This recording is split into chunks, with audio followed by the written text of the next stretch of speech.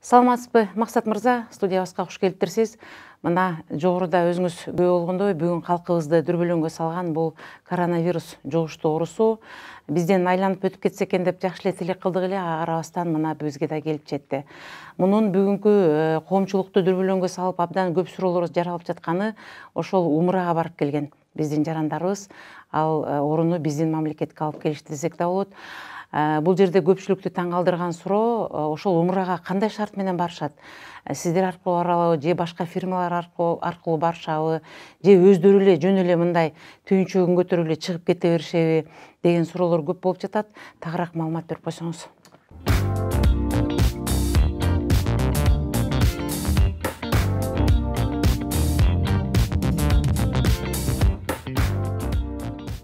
Бисмиллахир-рахманир-рахим. Алхамдулилlah ва салату вассаламу аля расулилlah амма ба'д. Биринчиден чакырганыңыздарга чоң рахмат. Сиз айткандай мына азыр Кыргызстанда эмес, бүткүл ааламды дүрбөлөңгө салып аткан коронавирус ушул оорусу бизге Кыргызстанда дагы ушундай эми катталды.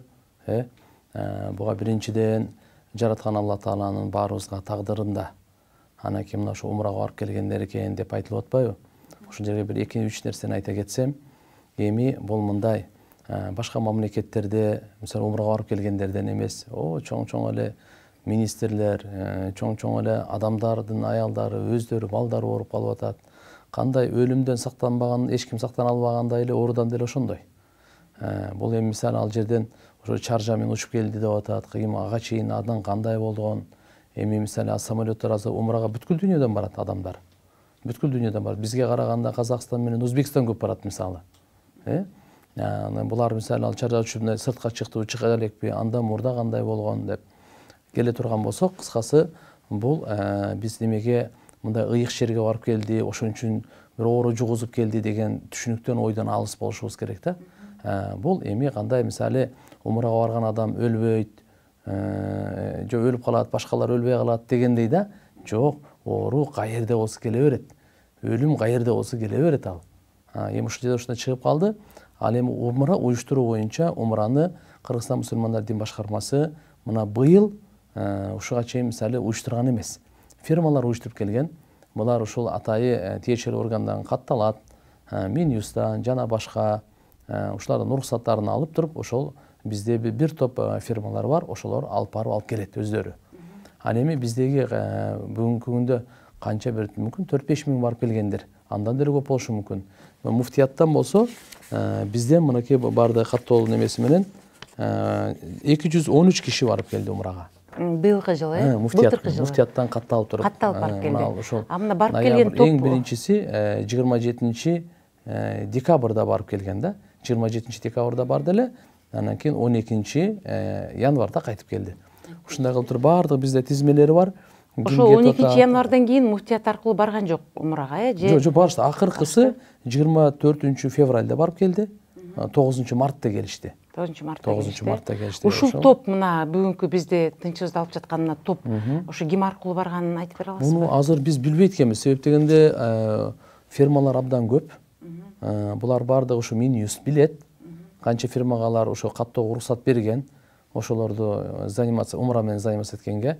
Алар болсо ошолордон сураса, алар айтып берсе керек. Анан азыр мисалы тиешелүү мамлекеттин органдары өздөрү тактап атышы мүмкүн.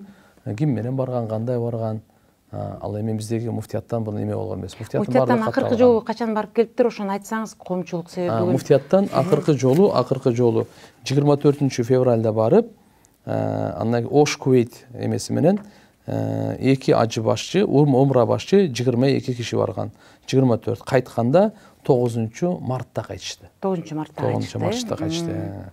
Жалпысынан ушуга чейин, анан биздеги акыркысы 28 февралда барыш керек эле. Биз буну отмен кылып кайтардык. Булар барбай турган. 24-үндө баргандар, ошолор 9-ында кайтып келишти да. 9 март күнү кайтып келишти. Булар акыркы сиздер менен барып келгендер, акыркы жолу умрага барып келгендер. Ошол эмне үчүн башка мамлекеттерде, мисалы үчүн Казакстанда ошо жеке фирмалар алып барат деген маселе жок экен да. Бул ар бир умрага баргандар ушул муфтият аркылуу катталып барылат экен дейт. Бизде эмне үчүн андай кененделген деп? Туура эмес маалымат уккансыздар го. Казакстанда булар фирмалар алып барылат. Фирмалар алып барат. Ажыларды дагы фирмалар алып барат. Эмелерди дагы, умраларды дагы фирмалар алып барылат.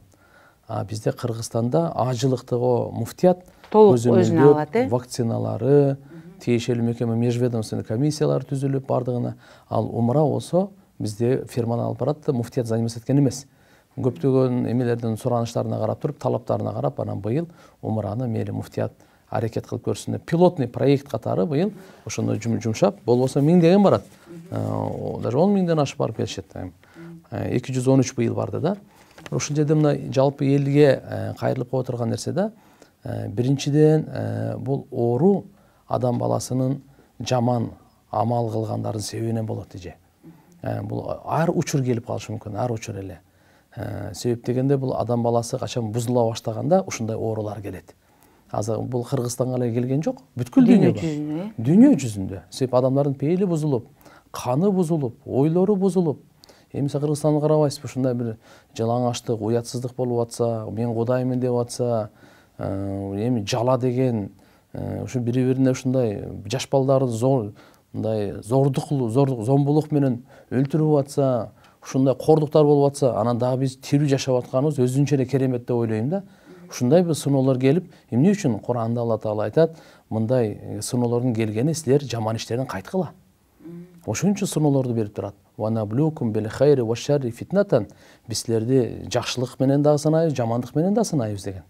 Ошондуктан азыр элибиз ошого тазалыкка келип, тообага келип, Алла Тааладан кечирим сураганга, өзүбүз эконом кылып жашаганга, санитарный гигиенаны сактап жашаганга, ошол эле кезде паникалап этип, деп эле коркпой, жакшынакай Алла Таалам берген ал эмени өмүрдү тактык. Же болбосо азыр карасаңыз, коронавирус менен аз өлүшү мүмкүн, бирок паника менен көп өлүп калышы мүмкүн да. Эмне үчүн?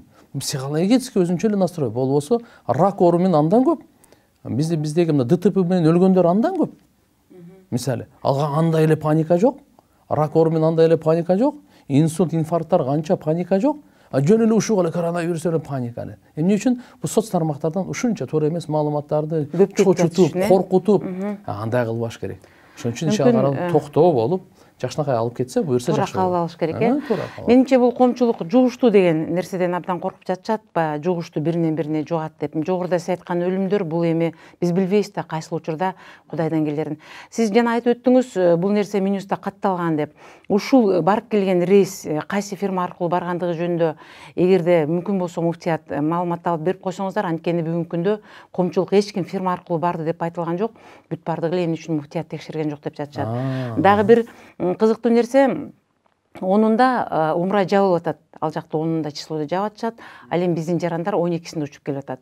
Ошо 10-унда умра жабылгандан кийин бул жөн жерден жабылбаса керек. Мунун бир эмес шарты бар. Эмне үчүн жабышты? Мындай чоң нерсе жабылбайт эле деген кызыктар болуп, 12-синде бизде учуп келаткан ошол жарандарыбызды ошол учурда самолеттон түшүрүп эле 150 кишини бир жерге коюп, 2 жума текшерип, оору чыкса чыкты, чыкпаса үйлөрүнө жөнөтүп, ошондой бир нерсе кылганда бүгүн биздин Кыргызстанга тарабайт эле деген ойлорун айтып жатышат. Буга сиздин пикириңиз кандай? Буга мен 10-ундан деле алдын айткан го дейм. Себеп дегенде мына умрага барабыз дегенде ошо февралдын аяктарында, марттын баштарында эле уже алар каттамын токтоткон. Баарын эле жарыя кылган 10-ундан мурда эле. Бирок умрага барып калгандарды алар акырындан чыгара беришкен. Жаңы кабыл алган эмес. Эмне границаларын жаап эле умрачылар токтотуп, анан кийин белгисиз мөөнөткө чейин жылдырылды деп, анан барып ал жака чейин барып калган бүткүл дүйнөдөн барганда, аларды эми өздөрүнүн рейстери менен акырын кете беришкен да. Анан кийин биздеги мына азыр канчасында деп атат, 12-синде деп дагы айтып атышат, 15-инде деп дагы айтып атышат. Себеп дегенде булар биздин фирма дейм да, муфтият менен барбаганын себебинен булардын элге айтып коюшубуз керек, ошо эл туура түшүнсүн, булар муфтият менен барган эмес. Муфтият менен быйыл гана ошо 213 киши барып келди. Ошол бир 10 миң кишилердин тегерегени. Бул деген өтө 1%-ин да түзбөйт, өтө аз. Мындай барып келген. Алан берки кайсы фирма менен барып келди, качан барып келди, азыр тиешелүү органдар өздөрү тактап атат, фирманы тактап. Себеп ал фирмалар биздеги муфтият менен иштешпейт. Ушуну жакшы түшүнүп алышыңыздар керек да. Эл жакшы түшүнүп алыш керек. Ал фирмалар муфтияттын көзөмөлүндө эмес. Муфтият менен чогуу алар иштешпейт. Алар болсо мына кандай эле саякат, туризм фирмалары бар. Ошондой эле мисалы Минюстан тиешелүү органдар өздөрүнүн немелерин алат, туризмдердин уруксаттарын алып эле, анан ошо элчилик аркылуу алар жөнөтүп, виза алып жөнөтүп турушат, алып келип турат. алар биз менен мисалы алар иштешип биздин көзөмөлүбүздө эмес да. Эми сиздин оюңуз боюнча ушул кооптуу нерсе чыгып жатканда, бир эле Кытайда эмес, башка жактарга да жайылып жатканда, ушул нерсени алдын ала токтотуп коюу, ошо фирмаларга эскертүү берип токтотуп коюу, бул кимдин иши эле муфтияттык болбосо?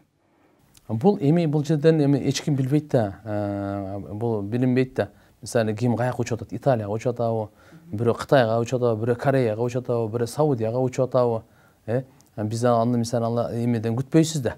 Бияктан чыгып калган мисалы башка мамлекеттен чыккан жок. Бизде мисалы ошол умрага барып келген ошо кишиден аны такташ керек. Ага чейин мисалы ал чаржада менен учуп келди деп атат. Ага чыктыбы, чыкпадыбы, же болбосо ошол самолетто мисалы мындай да, бул вакуум ичинде туруп калып атпайбы? Башка жактан учуп келгендер Европадан же Кытайдан ошо самолет менен. Себеби авиакомпаниянын самолеттору бир сайла неме боло бербейт. Алар дайым абада учуп туруш керек. Канчалык абада учуп турса ошончалык көп акча табат. Ошондуктан башка самолеттор которуп атканда жугушу мүмкүн. Так что мына жерде азыр бүгүнкү күндө эгерде жуга турган болсо, ошол самолеттин баардыгына келсе, мисалы 3 кишиге отуруп калгандар эмне үчүн андай болгон жок. Азыр текшерип көргөндө делечи. Эми аларга биз дуа кылабыз, жараткан Алла шыпа берсин. Бирок элибизди биринчиден мындай паникага алдырбай, өзүн токтоп алып, жана ушу пайгамбарыбыздын атайы дуалары бар. Бисмиллахиллади ла ядурру ма исмихи шай'ун фил арди ва ла фис сама ва самин алим. 3 жолу ким окуса ага эч кандай зыян тийбейт деген. Ошол эле кезде биздин мына өкмөттүн тарабынан берилген жолдомолорду көп топтолбосун деп атат, учурашпасын деп атат, дайыма көбүрөөк самын менен колдорун жууп, антисептик мына антибактериальный немелерди колдонуу боюнча айтылып атат. Ошол немелерди ыктыяр кылып, аларды тандап, милдеттүү түрдө ошолорду аткарып тура турган болсок, Кудай кааласа, bunday окшогон оорулар мурда деле болгон, келген, кеткен дегендей да. Жараткан Алла Таала иншалла сактасын деп дуа кылабыз. Туура кабыл алышыбыз керек Бул ушул оору жөнүндө Куранда айтылган деген нерселер дагы айтылып жатат. Бул оору жөнүндө айтылган ушундай бир канчанчы бир кылымдарда ушундай бир аламды бир дарт каптайт, анын дарысы табылбаган деп. Ошол жерде адам баласы өзүн кандай алып жүрүш керек, эмне кылыш керек боюнча да айтылган жерлери бар дейт. Сизде кандай маалымат бар? Эми мындай да, бул жерде эки нерсе бар. Биздин ишенимибиз дагы туура болсун. Ишенимибиз кандай туура? Бул ар бир жакшылык, жамандык, оору, ден соолук, өлүм, жашоо чечимин жараткан Алла берет. Бул бир. Экинчиден ошол эле кезде ислам динибиз кош көңүл эмес. Пайгамбарыбыз атайы өзүнүн доорунда айткан, кайсы жерде эпидемия чыкса, ал жерге барбасын деген. Карантинде айткан. Ошол 14 кыл мурда эле. Жана ал жердеги адамдар сыртка чыкпасын деген баланс кылып. Жана ошол дуаларга да, руханий дуаларга дагы аракет кылсын. Ошол эле кезде дарылангыла, садака менен дарылангыла деген жерлери бар. Биз азыр элибизге айтат элек, ушул бейбечараларга көбүрөөк көңүл буруп, садакаларды берсин, түлөөлөрдү өткөрсүн. Андан кийин иншалла дуаларды кылса, жана этияттуулук, мисалы учурашуу, көп адамдар топтолгон жерлерди, ушул этияттуулуктарды эле кармай турган болсок, Кудай кааласа бул өтүп кете турган нерсе. Сиздерде бүгүн мен бул суроону буга чейин да берип келдим эле. Биз бош жүргөн адамдар өздөрүбүз аптекага барып, дарыларды алып, сактанып, балдарыбызды карап жатабыз. Ал эми жетим балдар үйүндөгү, көптөп саналган жетим балдар үйүндөгү жана карылар үйүндөгү биздин жарандарыбыз, алар кантип сактанат, кимдер жардам берет? Бул боюнча сизде маалымат барбы? Бул боюнча маалыматыбыз жок. Эми албетте биздин колубуздан келишинче жардамды берип турабыз. Аларга иншалла мамлекет бар. Мамлекет ошол жердеги жетим балдарга же болбосо ушундай инвалидтерге аларга дагы карап аткан болушу мүмкүн. Биз дагы мына мамлекеттин чечими чыккандан кийин окуучуларга, студенттерге үйлөрүнө уруксат берип, биз дагы бардык медреседеги окуучуларга дагы алар уруксат берип, азыр мына мечиттерге дагы алардын дезинфекциясын жума намазы боюнча, 5 убакыт намаз боюнча ошо бардыгынан ошо токтотуп үйүндө окусун деп атайы чечим буйруктарды чыгардык. Этияттуулугу менен ошо бардык элибизди чакырып кетет элек, биринчиден баягындай паникабат этпей, ушундай учурлардан пайдаланып, бааларды кымбат кылып, зарылчылыктан пайдаланып, андайга алдырбай, токпей эл болойлу. Андан башка да мисалы канча деген оорулар бар. Толтура эле бир эле коронавирус эле ааламды мындай каптап эле, бул өлүм периштеси эмес. Мындай иншалла сакайып кетсин деп дуа кылайлы. Анан кийин дайым экинчи, бул умрага барып келиптир деп мындай кыйгын карап, андай кылбайлы. Ар бир адамдын башына келип калышы мүмкүн. Ошондуктан иншалла карап туруп, мисалы жакшы адамга дагы өлүм бар. Жаман адамга деле өлүм бар. Бул андай эмес да, мисалы бирөөгө мындай бир жерге барып келди эле, ал ооруп калды, башкалар оорубашы мүмкүн деген. Бүткүл дүйнөнү караңыз, кайсы жерде кандай таза жүрүп, кандай болуп ооруп калып атат. Ошондон улам элибиздин баарын мындай токтоого, туруктуулукка, ынтымакка жана күнөөлөрдөн тооба кылып, жаман иштерди таштап, ушу бири-бирибизге ынтымак болгонго чакырат элем да. Биздин жарандар жакын арада хач сапарына барышмак. Ошолор качан кетишмек, эмне бүгүн чаралар көрүлүп жатат? Эгерде бул нерсе тынчыбаса кандай болот? Алар дагы ошол маалыматты алып берүүнү суранышты эле. Ошол жөнүндө айтып кетсеңиз. Өтө жакшы суроо бердиңиз. Ажылык сапарында боюнча Ажылык министрлиги Саудия падышалыгында бүгүнкү күнү ачык айкын бизге чечим айткан жок. Мисалы болбой калат же болот же токтоп калат деген жери жок. Бирок үмүтүбүз өтө чоң. Кудай кааласа алар деле айтып атат. Ажылык сапары болот. Анткени өзүңүздөргө деле маалым, бул коронавирус күн ысыгандан кийин эле мындай жок болуп токтоп калат. Ошондуктан бир 2-3 апта чыдайлы деген да сөздөр болуп атат. Ошол мезгилде булар быйыл эгерде барышса бир 5-июльдарда. Бул деген эми Саудияда ысык убакыт болот өтө эле.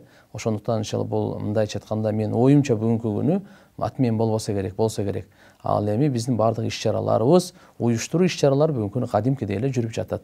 Ошон үчүн элибиз дагы мындай паниковать этпесин. Эгерде кокустан анын бетин ары кылсын, эгерде болбой калса, элдин акчасы бардыгы ошол биздеги мамлекеттик РСК банкта турат.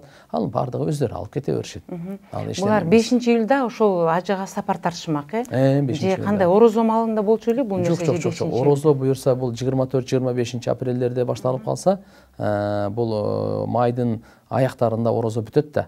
Андан кийин июнь келет, июндан кийин июль келет. Июльдүн анан былтыр 15-inde биринчи рейс болгон.